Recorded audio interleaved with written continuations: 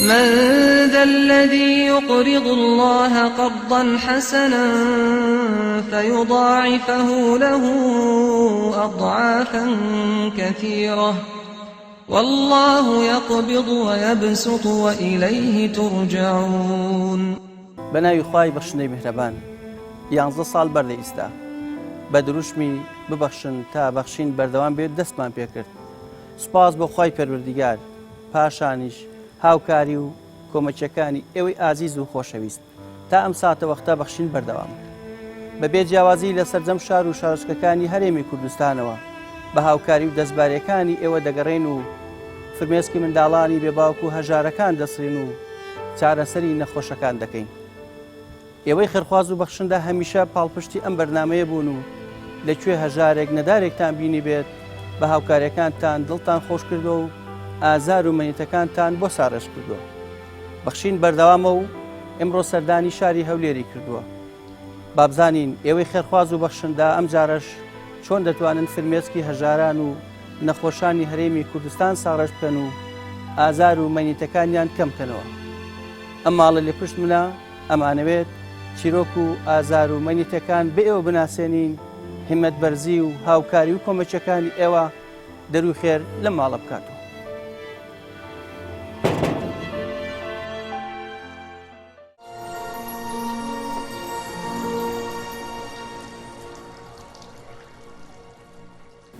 چوار ساڵ و نیوە غەسی دەکەم، هەموو هەفتەی دووشەمان و پێنجشەمان. دەمارەکان زۆر زەعیف بووە، 3 جار دەستم ئەمەلیات کردێ ئێرە و ئێرە و ئێرە. دکتۆر پێگوتمە دەبی زەرعی بکەیت، باشن چارەسەر لە بۆ چوو زەرع. ئەمنیش لە توانەمدانە زەرعی بکەم، داوام لە خێرخوازان یارمەتیم بدەن. پێویستیم بە زەرعێ. دوو منداڵم هەیە، ناتان نازیندارەکانم هەردوو. هەموو ڕۆژێ لە غەسی هاتیم و دیسانێن دایەکەینی دەچێ غەسی، ئەوڕۆ دەچی یان سبەینی دەچی. پێیان ناخۆشە بچم لێندایە مەچوو. لە غەسی هاتیم و دێردایەکەین دەچێ غەسی. دێم دووشەمێ دێم و دیسان دایەکەین دەچێ غەسی. لە کاتی غەس لە ئاساییان زۆر ناوەڵە جاروی زەختم دێتە خوارێت، جاروی زەختم زۆر هەردەستیتم بێتاقەت دەبم، هیچ تااقەتم ناوێت چ دێمەوە ژمارە تا لوسبێنێ پاشی میوڕان ئەجەبڕێک باشتر دەبم. هیچ مارم پێ ناکرێت، داکم یارمەتیم دەدا، مندارەکان پێ بەخێو ناکرێت. ئەو کچەمی شوونەوە دەکە داکمم دەکاتم. دەمارەکانم هەموو زەعیف بوونە، 3 جار غەسلم کردیە لەو دەستەی لێرە ئێرە ئەوەشم هەر زەعیفە. ئەگەر دکتۆرەکی باش نەبی کەس ناتوانێت پێدا ناندرێت، زۆر زەعیفە. تاکەی ئەو غەسلە بەردەوامە بێت، تاکەی و دەماران تەحەمولی ئەوە ئەکەن. وڵاتە ئەگەر دکتۆرەکی باش نەبی کەس ناتوانێت پێدان، چکە زۆر زەعیفە. وەڵا دکتۆر گوت باشن چارەسەرە بۆ تو زەرع دەبی کلێت بگۆڕی،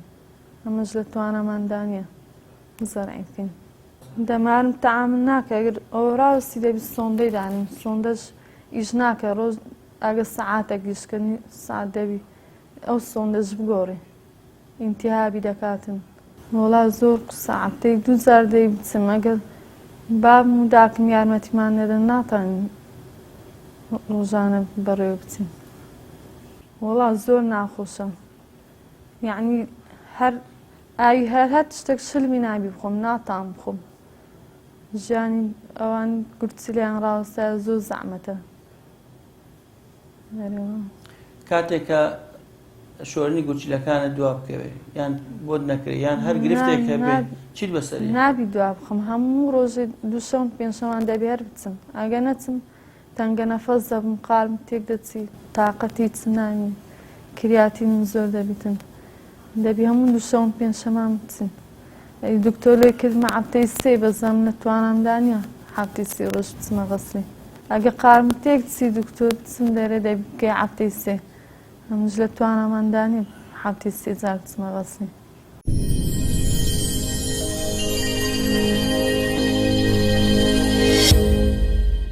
ئەوم سەبین کاوەیە مارم لە کەرەچی نییە، بەخۆشم عەمباری دەکەم لە مزگەوتی شێخ مستەفای بازاڕی سوورچیان. ئیشەکەت چییە؟ چی بارەکەی چی؟ هەموو عەمباری مار گواستنەوەیە، لە بازارە کەونە فرۆشکە عشێ دەکڕم بار دەکەم لێیان خێزانیشم کە لێ ڕاوەستای و دەوری 4 ساڵ و نیوە لە ماوەی 4 ساڵ و نیوە کە خێزان تووشی ئەم نەخۆشیە بووە تا چەند تەئسیر لە تۆ کردووە کە پێویستە کەسێک بەردەوام خزمەتی بکە هەم لە ماڵەوە هەم لە سەردانی دکتۆریش بکە لەگەڵی وەڵا زۆر هارەوە سەماری خەزورم زۆر یارمەتیان داما عالم زۆر یارمەتیان داما وەڵا خەسوم بەخۆی لەگەری دەچتین چکە من ناتوانم مەگە دوو ڕۆژەتم ئیش پێ و دیارە کرێتیمە و دوومدارم هەیە و تا چەند ئەو بژێوی دەستەکەی بەشی ئەوەکە کە عیلاج و دا و دەرمان و یان تەکسی و ئەو پێداویستانەی و خێزانتی پێ پڕکەیتەوە بەخوای جاروێ ئەو نام ئەوان ماری خەسوم یارمەتیم ماری خەزورمان برادر جاروێ دەمدات هەیە جاروێ برێ بابم ئەو هەیە خەڵک هاوکاریتان بەرێ ئارێ وەڵا بابمان بر یارمەتم دێ بەڵێ حاڵەتەکانی ئەم دادە چییەکە بۆمان باسکەی کاتێک کە غەسلی دووە ئەکەوێ یان کە غەسلەکە یان لە کاتی غەسلە غەسلی دەکات دێتەوە ماری دەکەویتن ئەتا سبێ پاش نێروان زەبڕک باشتر دەبیتن قالب تێک دەچتن بێ سەعات دەبی زۆر ئیلا وەختی غەسلی ئاوی دەخواتەوە نەکو وەکۆچکە بەمراش شوی ئاوی دەخواتەوە غەسل و مەسلی دەکات دەمدارەکانش بێزارە چکە قالبی زۆر تێک دەچی بێزار ئارێ وەڵا منداڵەکان چیاڵێ مندارەکان وش دەستە غەسلی دەریا ئەسمێ دەستی غەسلی ئەوش ژێرێ ئەوشێ دەستی دەگریێتن هەردووچیان پیان ناخۆشە ئارێ وەڵا ئەتەوێت چی بە خێرخوازان بڵێ بۆی لەو نەهامەتیە لەم نەخۆشیە ڕزگارتان لایداوە لە خێرخوازان دەکەم یارمەتی داتن خێریان دەگاتێن لەوە عەزابی قوتاری کاتن چکە تو ژیان بە ئاو خۆشە ئاوی نەخۆی ژیان ناسەسرێ ئەو عەفتی دووزاری لە شەمان و پێنجشەمان بڕێکتێر ئاو دەبی لە وەختی غەسلی نەکو وەخچکە ئاوی ناخوات ئیلا بەمراز شیوی ئاوی دەخوا هەڵای دەمانەوێ عەمەلیاتەکەی بۆ بکرێتن ئەسا عەمەلیاتی ڕاوەستایە پارەی عەمەلیاتی بەخشین خێرخوازانی خۆشەویست لە ڕێگەی ئەم ژمارە تەلەفۆنانەوە دەتوانن پەیوەندیمان پێوە بکەن و ببەخشن تا بەخشین بەردەوام بێ بەخشین 0 961 11 0 965 0 723 25 55 ئەمدا چێ و نەخۆشێمە هەفتێ دوو جا غەسلۆ دەکەن زۆر چرێنەوە بێتاقەت دەبیتن هەتا سبەی ئاگای لە خۆ نامی دەماری شینمە دەماری زەعیف بە زۆر دکتۆر دەرێ هیچ جێی نەما ئەستۆن دەشلۆدان هەموو دەماری زەعیف بووە دەری دەبیلا زەرعەکەی لێ بکە زەرعش لە تاقەتیندانی ئەم کرێتی بە خۆش هەر کرێتیە هیچ مانێگە خێرخوازێک یارمەتین بدەن ئەم دارانە دێنە سبەینان دەچین و خەستخانە بۆ سعات هەفتێ هەرس دەگیرێن دەست بە گریانێکن هەتا دەیان جێڕینەوە نیۆڕانان دێن بزەدێن دیسە دەچۆ غەسلی دێمیا کۆم تازاتینۆ ناچن دیسە سبەین دادێتەوە دەست بە گریان هێکەن دایەت خۆت کەنج لە مالیشی و مالۆلیتەن دایە کەنجە چن و مالی خۆمە هیچ تاقەتی نما دێت و هەتا سمەینە ڕۆژی پاشتر ئەجق هەرستۆقیچە لەناو مارێگە بێ بجی ناتان یەک چاپست ساش بە خۆلێنێت دەبیم لە ماری خۆم دەخۆم لێنم دێم لەوەش عاز دەکەم دێم نینی دووارەگرم نان لە عاز دەکەم وەختێک کەش هەر بە خۆم یارمەت دەم دەگەچمە خەستخانێ بە خۆش من خۆشم کەسش نە یارمەتیمان دەت لەگە خێرە من دەت بە تەمای خوا بە تەمای خێرە من دەچێگە یعنی ناتوانێت وەکو دایکی ناجی منداڵەکانی هەڵگرێ هەر ئەو بەخۆ هیچ پێ ناکرد دێن دێن دات خوا دێنەکە دێ کوڕم من خۆ لە دەستمەدەن دەستم دا ڕادوەستیت هیچی بەخۆی پێ ناکرێت ناتانی هیچ بکات هەمووی بەخۆم لێ دەکەم بەخۆ لەگە دەستمە خەستخانێ بەخۆم ئیشێ ماری لۆ دەکەم نانیان لۆ عازکەم سبەینان دێم نینیان لۆ هەردەگرم هیچ پێ ناکرێت تەمای خوای گەورەینە بە تەمای خێرە مندانەگە خوا ڕەحمەتشم پێ بکات یارمەتیەوەتی ژێ بدەن لە مرندە ڕزگاریکەن لە بازار سوورچیانەوە جیرانش هەموو دەزانن دەچی ڕۆژێ 5 و 10 و 5 و ئەویش هەر بەشێ مەسرەفەکەی کە کرێکەش پێ دەناچێت کرێکە شەگاها خێرە من دەک ساحب خانی جاروێ لێ وەرناگریتن دەنە هیچ ژیانیان نیە هیچ بە 5,000 ژیان کو دەستە سەر ئەدی مەسرەفی خەستخانە هەموو بەخۆم یارمەتێدە بە خۆشم هەر کرێچیمە هەردووکمان کرێچینە خوا ڕحمەتمان پێ بکە و خێرە من دەکە دەست یارمەتین لۆ درێژکاگەنە هیچمان پێ ناکە چارەمان نیە هیچ داگیان چیاڵە بە خێرخوازان بۆی ئەو ناخۆشی و ئەو ئازارە لەسەر کچەکە لاچێ و مناڵەکان دڵیان شابێتەوە بە دایکیان وەکو جاران دەرێمە خێرخوازن ئەگە ئەو چژێ لە مرنە ڕزگار بکەن عەجەوە نیە بەسەر تو بچی عەجە ستا بکە عەجەکە لە ماری خۆت کردیا و ئەو ژنە بێتەوە ناو مارە منداڵی خۆی بخۆیت چۆن عالەمە دابنیشی مندانانەکە خۆی دانێتە خێرەکی گەوریانەگە تێ لە مرنە ڕزگاریکە خێرەکی زۆر زۆر گەورەیە ئەگە ئەو چژێ لە مرنە ڕزگارکەن بەخشین دکتۆرەکان پێیان گوتیمە تازوو دەبی زەرعی بکەی چکە چەنە من تااقەتم نامینێ ڕۆژ بە ڕۆژ بێتاقەت دەبم دوایە ناتام زەرعیش بکەم ئیل لە چارەسەرم دەبی زەرعی بکەم داوام لە خێرخوازانە یارمەتیم دەن لە بەخاتری ئەو دوو مندارم بکەم ساڵێک بچەوە لە خۆشکوتم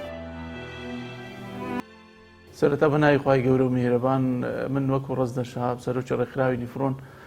بۆ پەکەوتوانی گورچیلە ئەم ڕێکخراوەمان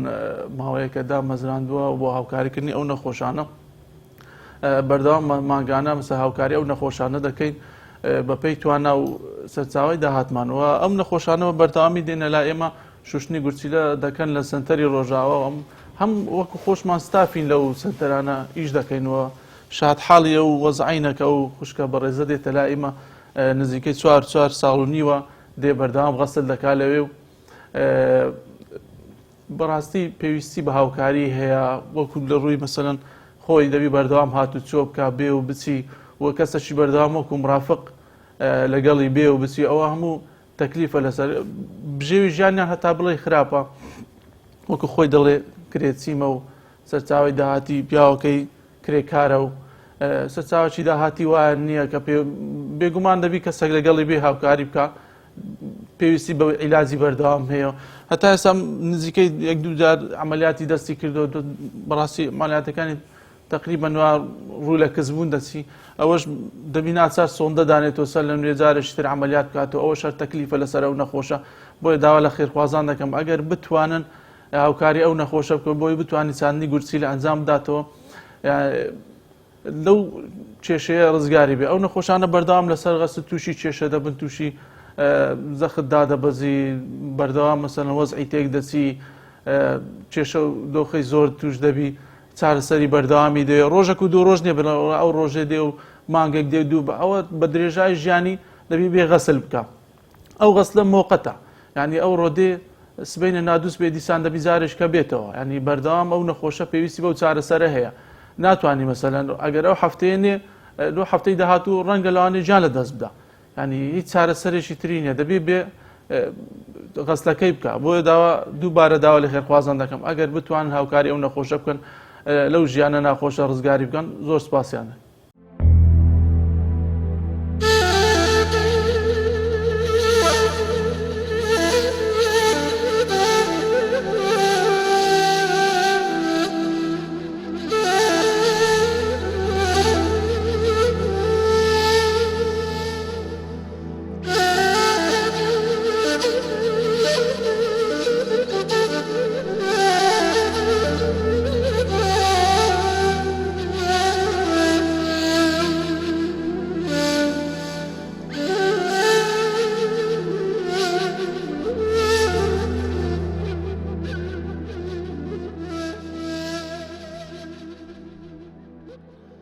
بسم الله الرحمن الرحيم الحمد لله رب العالمين والصلاة والسلام على أشرف الأنبياء محمد وعلى آله وأصحابه أجمعين خوي تبارك وتعالى لقرآن بيروزا أفرمي وتعاونوا على البر والتقوى ولا تعاونوا على الإثم والعدوان أفرمي يارمتي يقدر بدن لسر تساكا لسر خوا برستي بلام يارمتي يكتر مدن لسر بشرعي أو بابتيك أورو أمانوي قسيتي دابكين مسألة أو خانوادة بريزية کە ئەو خوشکە بەڕێزە پێویستی بە گۆڕینی کلیە لە جیرانە خۆمانە جیرانی ئەو مزگەفتەی گوندی کەلەچین منۆکو ئیمام و خەتیب ئەو گوندەی بەڕاستی شایدی لە بۆ دەدەم کە ئەو ئافرەتە پێویستی بە گۆڕینی کلیە و بژێ و ژیانیان زۆر خراپە. خۆی تبارەک و تەعالە لە قورئانی پیرۆزدا دەربارەی نەفەقات دەربارەی بەخشینە فەرمی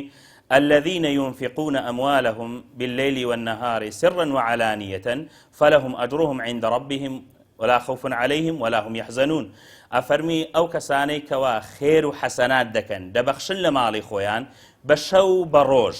بآشكراي وبپنهاني ئەوانە لەکن خۆی تبارەک و تەعالە پاداشتەکی گەلک گەورەیان هەیە و لە ڕۆژی قیامەتیشدا ئەوانە بەڕاستی نەخەم دەیانگریتەوە نەحادزیش دەبن نەش دەترسێن لە ڕۆژی قیامەتە. جا سەدەقە زۆر مهمە، بەخشین زۆر مهمە، بەڕاستی بەتایبەت کەسانی ئەوها محتاج و زەروری کە پێویستیان بە یارمەتیدانێ هەیە. ومن أحياها فكأنما أحيا الناس جميعا. هر کەسێکیش لە مردنێ قورتار بکە یارمەتی کەسێک بدەکە لە سەلێواری مردنەیە بەڕاستی وەکو ئەو وایە ئەو خەڵکە هەموو مردبی ئەو کەسە بوویتە سەبەبی زیندووکردنەوەی. جابۆی ئەو عائلە بەڕێزە ئەو خانەوادە بەڕێزە ئەو خوشکە بەڕێزە کە ساحیبی دوو منداڵانە مێردی حەمبارە و خەریکی ئیشکردنە مەسەن لە بازاڕی بەخۆش دەزانن ئەوانەی کە غەسلی کلیەی دەکەن ئەوانەی کە پێویستیان بە نەخۆشی خەستەخانە ئەو بابەتانی هەمویان دەزانن مەساریف بەتایبەت ئەو چەندەها قورسە هەر کەسێک یارمەتی بدە باوە لەو بە 250 بی بەڕاستی وەکو ئەوە وایە کە ئەو کەسە هەموو خەڵکی زیندوو کردیتەوە. خێر و حەسەنات بە کەمی و بە زۆری نییە. ئینسان جار وەیە سبحان الله پێغەمبەر صلی الله علیه وسلم دەفەرمی 1 دینار و پێش 200 دیناری کەوت، 1 دینار و پێش 1000 دیناری کەوت. مەسەلەن 250 و پێش 2 دەفتەران دەکەوی چونکە کابرای 2 دەفتەری هەیە دەبەخشی ممچینە هەزارەها دەفتەری هەبی کابراش هەیە بەس 250 هەیە ویزدانی دەجوولێ ڕەحمی دەجوولێ دەرێ ئەو خانەوادەی وەڵاهی بەس 250 هەیە ئەو 250 دەبەخشم بەو خانەوادەی معنای وایە ئەو ئینسانە خێر و ثەوابی ئەو کەسەی کە 250 بەخشیە مقابلی ئەو 2 دەفتەرانی کە کابرای دەورەمەند دەبەخشی. ئینسان لە خێر و سەدەقەدا سست نەبی تەمبەڵ نەبی چونکە پێغەمبەر خی تبارەک و تەعالە دەفەرمی وأنفقوا مما رزقناكم من قبل أن يأتي أحدكم الموت فيقول ربي لولا أخرتني إلى أجل قريب فأصدق وأكن من الصالحين. یەکەم چشکە دەهانای ئینسانی دێ لەناو قەبری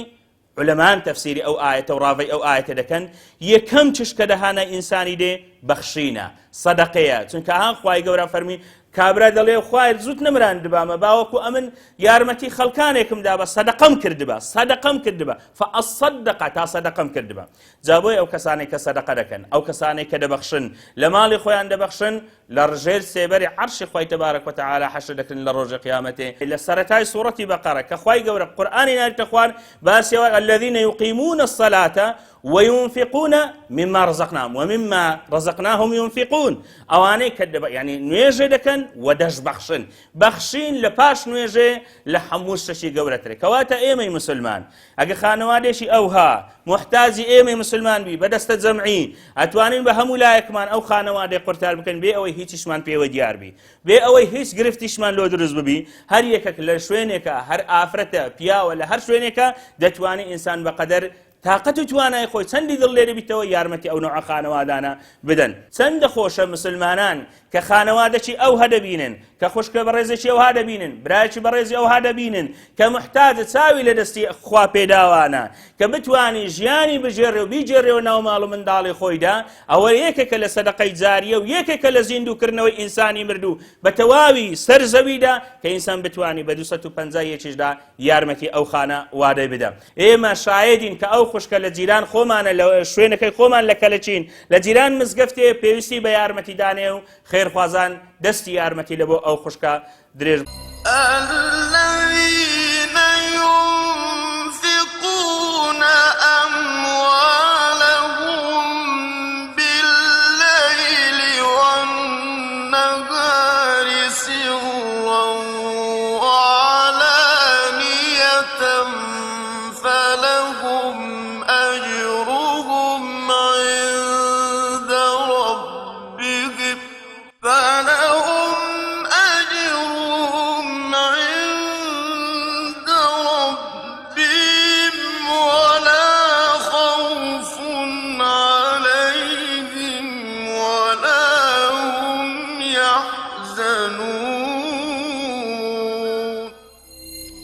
ئەوانەی کە ماڵ و دارایی خۆیانە بەخشن بە شەو و بە ڕۆژ بە پەنهانی و بە ئاشکرا ئەوانە هەر پاداشتیان لای پەروەردگاریانە و هیچ ترسێکیان نییە لە داهاتوودا و ئەوانە خەفەتبار نابن بۆ ڕابردوو. مرۆڤەکان کاتێک تووشی نەخۆشی ناخۆشی ئازارە بن لە دنیادا بیرانەکەوێتەوە خەڵکانێک کە پێش ئەوان نەخۆش بووە ئازاری هەبووە یەخود گورچی لێی وەستاوە تا چەند لە مەینەتی و ناڕەحەتی و ناخۆشیدا بوو بێ ئەوسا بیرێ ئەکەوێتەوە کاتێک هاوکاری خەڵکانێک دەکەن نەخۆشن پێویستیان بە عیلاج و دا و دەرمان و نەشتەرگەریە چ خێرێکی گەورە و مەزنە کاتێک خەڵکانێک بەسەر بکەیتەوە و بەردەوام لە ئازار و مەینەتی و ناڕەحەتی و ناخۆشی دابێت. خەڵکانێک کاتێک نەخۆش دەکەون شەمان بیریان دەکەوێتەوە کە ئەو خەوە خۆشەی ساڵانێک ئەیان کرد هەموو کەس نەیبوو. کاتێک تووشی نەخۆشیێکی کۆرۆنا ئەبی ئەوسا ئەزانی خوای پەروەردگار ئۆکسیجینێکی پێداوی بەبێ ئەوەی هەستی پێ بکەی بەبێ ئەوەی قیمەتی بزانی. بەڵام دوای چاکبوونەوەت هەست بەوەکەیت خوای پەروەردگار کاتێک دەروون و لاشت ساغ دەکات چەنە نعمەتێکی گەورە و مەزنە. بۆیە هەمیشە بیر لەوە بکەنەوە نەخۆشەکان پێویستیان بە دوعا و چارەسەر و عیلاجە. بۆیە کاتێک ئێمە لە بەخشینەوە ئەو خەڵکانە هەڵدەبژێرین کە پێویستیان بە هاوکاری و کۆمەچی تۆی خێرخواسەیە بێنگبان بە لەوەی 4 ساڵ و نیوە لە ئازار و مەینەتی ژیان بەڕێئەکات و لە کرێچێتیدا ژیان بەسەر دەبەن و وەکو تۆی دایک ناتوانێ منداڵەکانی لە ئامێز بگرێ و بیان شۆرێ و نانێکیان بۆ ئامادە بکات. ئەمانە بەوتن خۆشە. ئایا ژیان بۆ بەردەوامە بێت هەموو هەفتەیەک 2 جار سەردانی دکتۆر بکات و چەند خولەکێک و چەند سەعاتێک لەژێر ئەو ئامێرەدا بێ بۆی گورچیلەکانی بۆ بشۆن؟ خۆشەویستان، پێویستیمان بەوەی ئێوەی خێرخواز و بەخشندا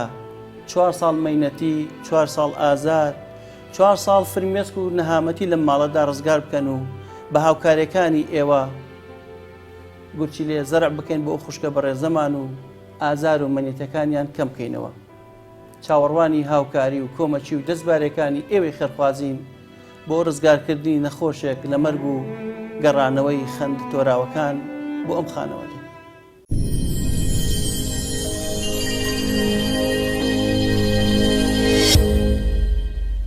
دەستگای خێرخوازی بەخشین بە هاوکاری و کۆمەچی و دەستبارەکانی ئێوەی ئازیز و خۆشەویست لە سەرجەم شار و شارۆچکەکانی هەرێمی کوردستان دەگەڕێ. هەژارەکان و منداڵانی بێباوک و نەخۆشەکان بەسەر دەکاتەوە.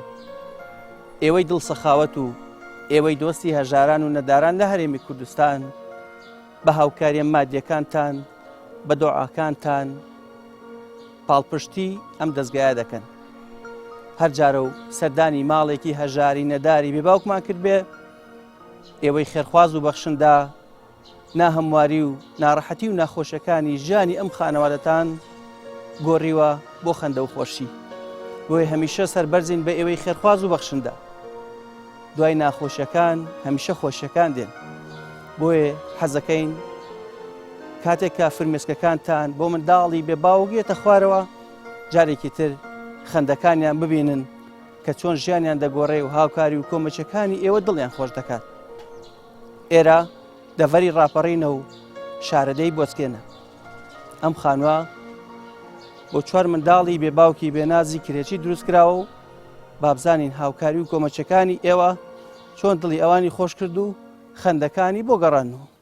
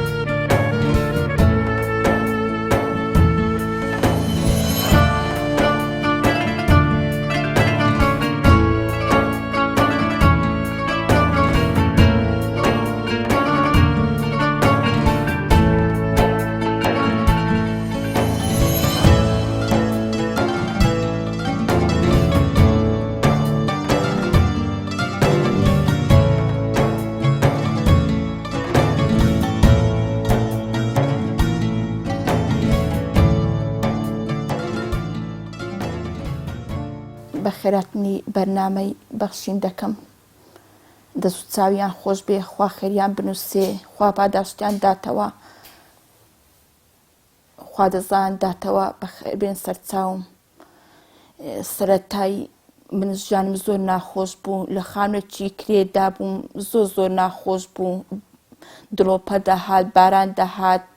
وەک پێویست نەبوو، خانوەکە زۆر ناخۆش بوو، حتا بڵێ ناخۆش بوو، حتا بڵێ ژیانم ناخۆش بوو، بەس خوا خێری مسڵمانان بنووسێ، خوا دەزان داتەوە، خوا پاداشتیان داتەوە، خوای گەورە بۆیان بە حەج و عومرە ببێ. ئێستا لە خانوێکی خۆشدام، خانوێکیان بۆ کڕیوم، لە خوای بەزیاد بێ، خوا خێریان بنووسێ، دەست و چاویان خۆش بێ، هەموو شتێکی تێدایە، کەوەنتەر ناو ماڵی کامل، مەعاشێکیان بۆ دابین کردومە، خانووی خۆشیان بۆ دابین کردوم، زۆر دڵخۆشم، زۆریشم پێخۆشە، خوا خێریان بنووسێ. ئەو خانووە زۆر خۆشە، ئەوەی دیکە زۆر ناخۆش بوو، زۆر ژیانم ناخۆش بوو، دڵۆپەی دەهات، باران دەهات، هیچ شتێکی نە حەمامی حەمام بوو، نە ئاودەستی ئاودەست بوو، زۆر ناخۆش بوو، زۆر هەموو شتە دوو پشکەی لێبوو، ماری لێبوو، هەموو شتێکی لێبوو، زۆر ناخۆش بوو. بەس ئەو خانووەی گەشتم، ئەو خانووەی دەست و چاویان خۆش بێ، زۆر خۆشە، زۆر یعنی حتا بڵی زۆر خۆشە، هەموو شتێکیان بۆ کڕیوم، لە کەوەنتەری لە ناو ماڵی کاملیان بۆ کڕیوم، سەلاجیان بۆ کڕیوم، هەر ناو ماڵی کاملیان بۆ کڕیوم، خوا دەزان داتەوە، مەعاشێکیان بۆ دابین کردومە و ئەو هۆدەیە، ئەو خانوو زۆر گەورەیە، زۆر خۆشە، ئەو هۆدەی میوانانە، ئەوە حەمامە ئاودەستە، ئەوەش هەر ژوورێچکەیە، زۆر گەورە و خۆشە، زۆر دڵم پێخۆشە. منداڵەکانیش ئەگەر هاتن زۆریان پێخۆش بوون، یعنی وەکو خەونێک بوو، زۆر ئەوە بوو، دڵم پێخۆش بوو. هەم منداڵەکان خوای گەورە مادام دڵی ئەو هەتیوانەیان خۆش کردو، خوای گەورە دە ئەوەندەی کە دڵیان خۆشکە، خوای گەورە دەزان داتەوە، مادام دڵی ئەو هەتیوانە خۆش بوو، خوای گەورە دڵیان خۆشکە، خوا خێری بەرنامەی بەخشینیش بنووسێ، دەست و چاویان خۆش بێ. ئی هەموو لایەکی زۆریشم پێخۆش بوو، زۆر خانوەکەم بەدڵێ و زۆر خۆشە، هۆدەی میوانانە، ئەو هۆڵێکە، حەمام و ئاودەست، غولفەچکەیە ئی خەوتنێ، زۆر منداڵەکان زۆر دڵیان پێخۆش بوو.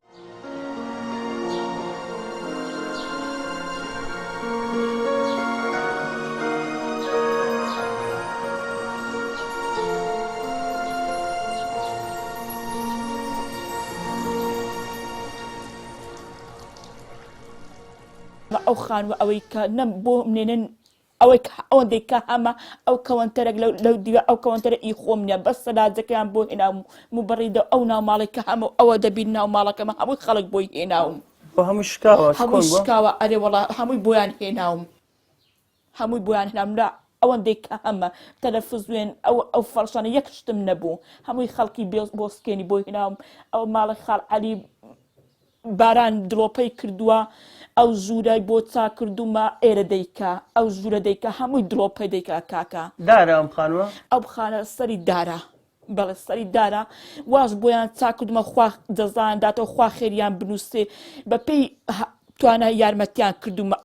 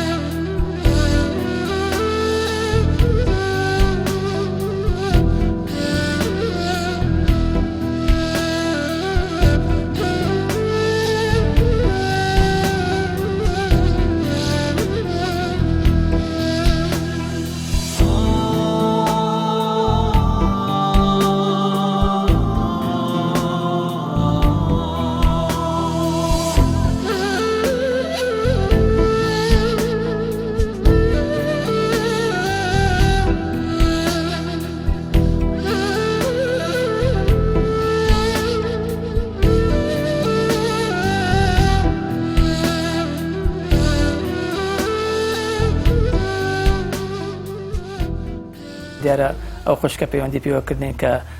چوار منداڵی بێباوکە هەیە و لە کرێچیە و لە بۆسکێن ئێمەش دیارە دوای ئەوەی کە تاقیباتمان کرد لە ڕێگەی برایانەوە هەروە بۆ خۆشمان هاتین کە زانیمان ئەو ماڵە مستاقن و کرێچین پێویستیان بە دروستکردنی خانووە هاتین فۆرمەکەمان بپڕکردنەوە لەگەڵ ئەو برایانە و ئاراستەی دەستگای خێرخوازی بەخشینمان کرد دیارە سپاس دەستگای خێرخوازی بەخشین دەکەم بەدەم داواکارەکەمان هاتن لە ئەو ماوەیەدا کە هاتم بۆ ئێرە بەرنامەیەکمان بۆ کردن لە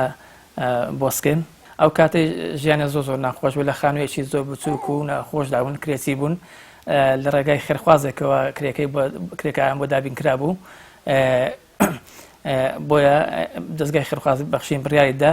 کە خانوویەکیان بۆ بکڕێت لە بۆسکێن ئەمەش لێرەشەوە دەمەوێت سوپاسی خێرخوازان بکەم کە بەڕاستی بەدەم بەرنامەکەمانەوە هاتن کە بەرنامە بۆ کردوون بۆ ئەو ماڵەیە کە 4 منداڵی بێباوکە هەر 4یان کچن تەمەنیشیان زۆر بچووکە هەرێک گەورەیان تقریبان 6 ساڵە ئێمە بۆیە کە کەوتین ئەوەی کە خانووەکەمان بۆ کردن بەتایبەتی زۆر سپاسی مامۆستا زەلال دەکەم زۆر هیلاک بوو لەگەڵمان کە لەگەڵ ئەو برایانەی بۆسکن بۆیە خانووان بۆ کڕین و هەروەها کەلوپەلی ئەم خانووە پێکاتوە لە هۆڵێک ژوورێکی میوان مدبەخێک هەروەها ژوورێکی نووسن مشتەمەلات و ئەو شتانەی کە پێویست من هەروەها وەکو کەوانتەر و کانتۆر و سەلاجە و تەباغ و فەرش و ئەو کەلوپەلایان کە پێویستیان پێیان بوو بماوە کڕین.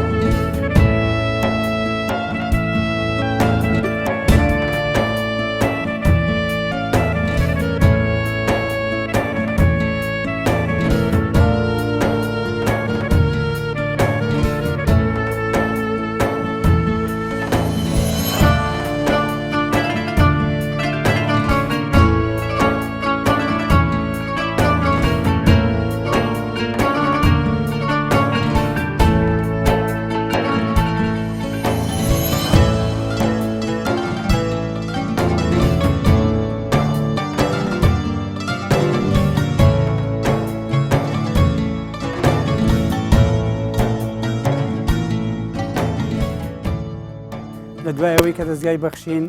زانی کە ماڵێکی بێسەرپەرشتیار لە گوندەکەمان هەیە کە خاوەنی 4 منداڵە و لە خانوویەکی لە کەلاوەیەکدایە کە شەوانە باران بەسەریاندا دەبارێت و سەرمانگانی چاوەڕوانی کەسێکن کە کرێی ماڵەکەیان بۆ بدات دوایەوەی کە بە تۆداچوونی زۆریان کرد بۆ هۆی پیاماقاڵان و ڕیسپیانی گوندەکەمان و کەسانی شارەزا کە بۆیان دەرکەوت ئەو ماڵێکی بەم شێوەیە شایانی ئەوەیە کە یارمەتیان بدرێ بۆیە بۆ ئەمە بەستە هەستان بەوەی کە بەهۆی خێرخوازانەوە و بۆی خۆیان کە بتوانن خانوویەکی خنجیلانەیان بۆ بنیاد بنێن و مانگانە پارەیەکیان بۆ بڕنەوە بەشی ژیانیان و هەروەها ناوماڵی کاملیشان بۆ داناون ئێستا سپاس بۆ خوای ئەو ماڵە لە خانوویەکی بەو شێوەیەدایە و نەجاتیان بۆ لەو کەلاوە کۆنەڕزیوە و ئێستا بە خۆشی خۆشگوزەرانی دەژین جا بۆیە دەمانەوێت لێرەوە وەکو هاوڵاتێکی گوندەکەمان سوپاسی دەستگای بەخشینکەین و ئەو کەسانێک کە یارمەتیاندا و هیواداری نمونیان زیاد بێ و بەردەوام بن لەوی شکارە باشەکانیان.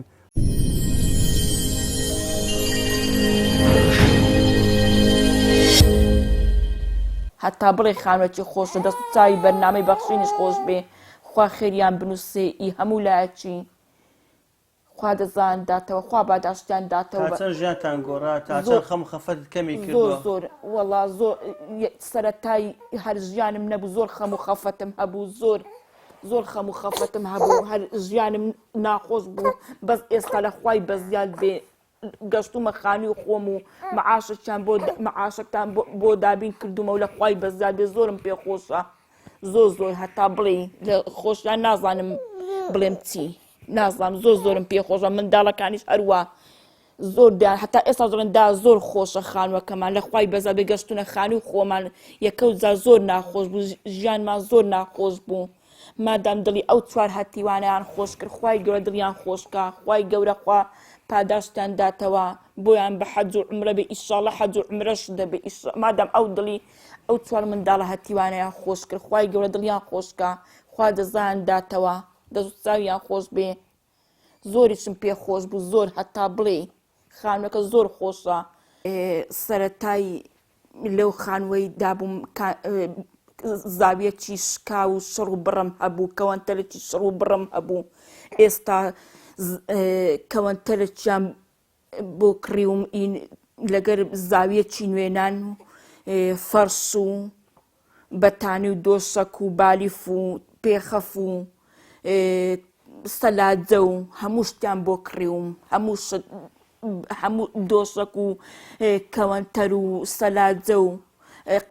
قاپ و قاچاغ و پێخەفی ماڵی هەمویان بۆ کڕیوم لێک شتیم کەم نیە هەموو شتێکیان بۆ کڕیوم ئەوانی پێشەوەی کۆن ئەوانی پێشی هەمووی کۆن بوون هەر هەمووی هیچی بەکەلێک نەداهات هەمووی شڕە و بڕە بوون هەمووی کەوەنتەرێکی شکاوم هەبوو زاویەکی شکاو ئێستا لە خوای بەزیاد بێ هەموو شتەکەم ناوماڵی کاملیان بۆ کڕیوم هەمووی فەرش و هەموو شتێک کەوەنتەر و سەلاجە و نوێن و دۆشەک و بەتانی و هەموو شتیان بۆ کڕم زاویە و هەموو شتێکیان بۆ کڕیوم دەسوتاویان خۆش بێ خوا خێریان بنووسێ خوا پاداشتیان داتەوە